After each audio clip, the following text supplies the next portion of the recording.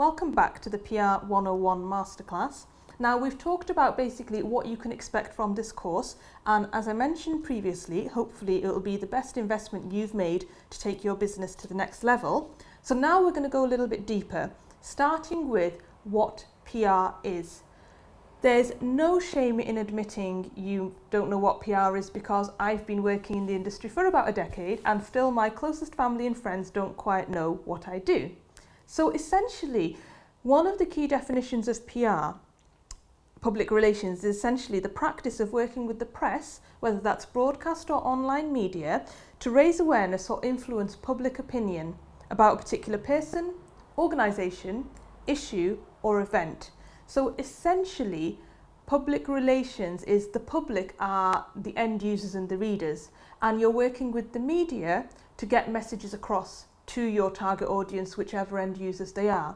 So for example, and I'm going to go into a lot more detail as the modules go on, but if your target audience is other business owners, you might want to get yourself into business publications with thought leadership articles, be seen as an expert, be talking about a business development. And the idea is that people will know A, about your brand and about your business, B, about your expertise, and C, that basically your shop, whether that's figurative or literal, your shop is open for business. Now, the things to bear in mind with PR is it's very different from advertising. So with an advert, I do say to people, after you do this course, you will not look at a newspaper or online publication the same again, just because you'll just see it through a fresh pair of eyes. Essentially, with advertising, it's paid for. So the thing with advertising is you pay whatever it is, whether it's a few hundred or £1,000 or dollars, whichever currency you're dealing in, and you pay for that slot. So that means the reader knows it's been paid for, and you tell it's not the journalist, you tell the sales director exactly what you want in. So for example, you've got a doggy training business and you'll say available for doggy training in, such and such an area. That's fine. The thing with that is it's very clear that it's an advert. So for example, the publication might have a different colour. The advert might be in a different colour. It might have more pictures. It might have graphics. Essentially, you'll know if you've read a newspaper, you can see what's an advert and you can see what's a news story. The thing with PR is that it's not paid for in money. It's paid for in credibility. You've earned the place in the media because you're working with the journalists to give them a story that's interesting and relevant enough for them to place in their publication. The beauty and where the real magic of PR comes in is, as a reader, you don't know it's PR. You don't know that a PR person or a business owner or whoever has given the story to a journalist, pitched the story to a journalist. As a reader, you just see it as a story. So, I tell you to go and I would urge you to go and look at your local newspaper or online magazine after you've done this this session, because you'll see about 40% of it potentially has been pitched by a PR person or a business or an individual, and actually the rest may be it's the news agenda. Something's happened, there's been a crime in the area, there's been a flood in the area, and that's something a journalist has gone to seek out the story. But the majority is actually brought together by good PR people putting stories to journalists that they need. And the reason it's so relevant to you is that if you can figure out that bit of what stories work for the journalists, what stories work for the media, your business can be a story. Your business can be in the publication and have its place there. So this is exactly what this course teaches you. It's about getting your stories of relevance, and I'm going to tell you what kind of stories work, and crucially, what is the story within your business. And believe me, you have one that journalists will want to hear. We just need to unpick it.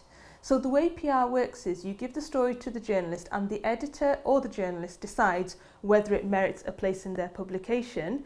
And as I say, I'm going to walk you through getting into the publications. Before I dive into that, I want to talk a little bit about what good PR can do for you, because hopefully you've taken this course so you see the value in PR, but even so, you might have heard the word bandied around, but you might not fully understand how to apply or if to apply it to your business. So good PR does a number of things that are hugely beneficial, and I would argue, as would many others, that money cannot buy. Good PR can help raise the profile of your business because, quite simply, if you're in a particular publication, people read about you, people hear about you, people know about you. And it's a really basic rule of business. If people don't know about you, how are they going to buy your product or service? How will they know to come to you? How will they know you're available? So from a very basic level, it's brand awareness without having to spend a lot of money on advertising. Again, I've already mentioned this, it's the credibility aspect. So with PR, it's earned media. So with an advert, you can look at it with an air of cynicism and say, well, you know, they're going to say they've got the best sofas in the world. They're going to say that they've got the best business consultancy, or they're going to say they're the go-to for events and conferences because they've paid for that spot in the publication. Whereas with actual PR, it's not paid for, it's basically on its own merit, it's got its place in the publication. So you read it without that level of cynicism. And there's a general PR rule that the article published, that's basically a PR article, not an advert, is worth 3 times more than a paid for advert. Because as I mentioned, and I can't stress this enough, an advert has been paid for, and as a reader you know it's been paid for, whereas with PR you don't know because it's just a story that sits within the context of the other stories in that publication.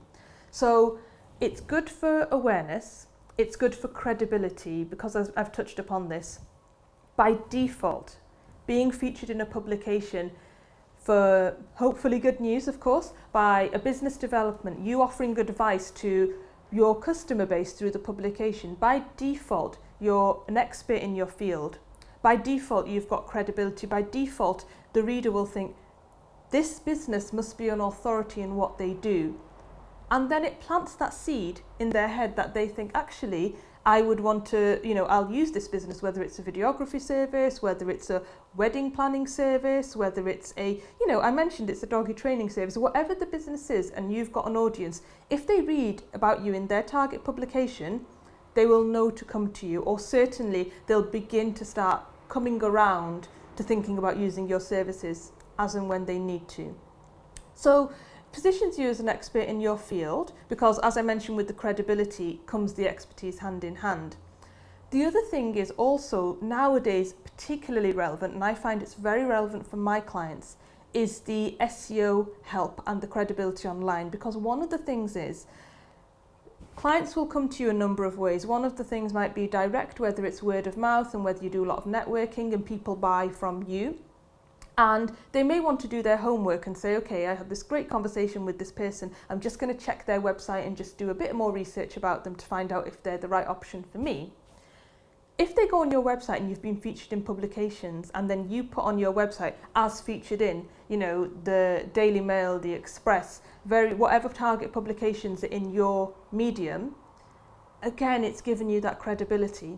The SEO aspect is if your business name is featured in a variety of authoritative publications that Google recognizes, then that helps your website rise above in the Google rankings. So that's a really valuable tool as well, because that's what PR can do for you if you get into different publications.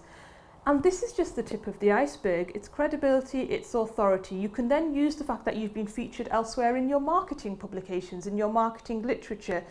The options are quite vast in terms of what good PR can do for you. And what we need to do is figure out how you can actually access the good PR. So while the above different benefits PR can bring require different approaches. For example, if you're highlighting a product or a service or doing a launch, it might be a different approach to doing an article where you're offering advice to readers of that publication.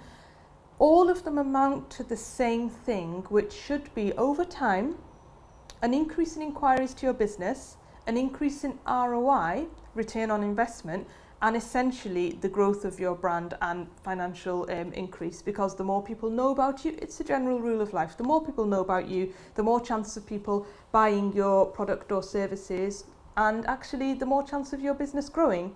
So that should be more than enough justification for the reason for doing this course, because PR just really gives you such a lot in terms of those values. A couple of things to remember, which we're going to really dig deep into as we go into the course, is PR is a drip process. So results won't be achieved overnight, and don't be disheartened that they're not achieved overnight. So for example, the journalist straight away might not take your story, but they might a second time. But the other thing is, you might get a piece of coverage and the phone might not ring off the hook.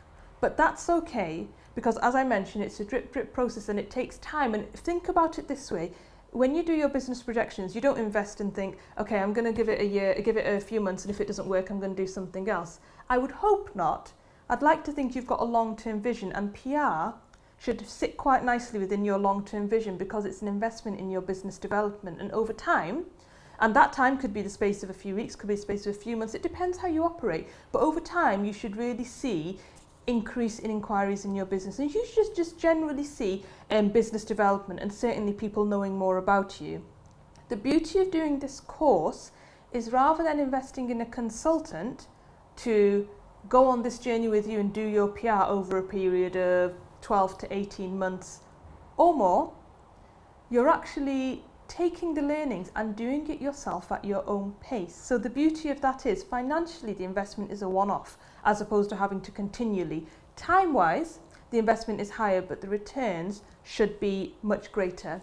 The other thing to mention as I'm talking about PR, and it's really important, which is why I'm going to spend quite a bit of time on this, just because something is important to you doesn't necessarily mean it's going to be hold the front page news for a journalist.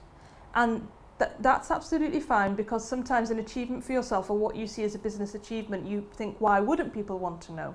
But I'm going to teach you to be quite cynical and ruthlessly unpick the stories, so you make sure that the journalists get the best stories from you and see you in the best possible light, so that actually you get you increase your chances of coverage. And that's what we're going to walk through over the course of this next module. So stay tuned.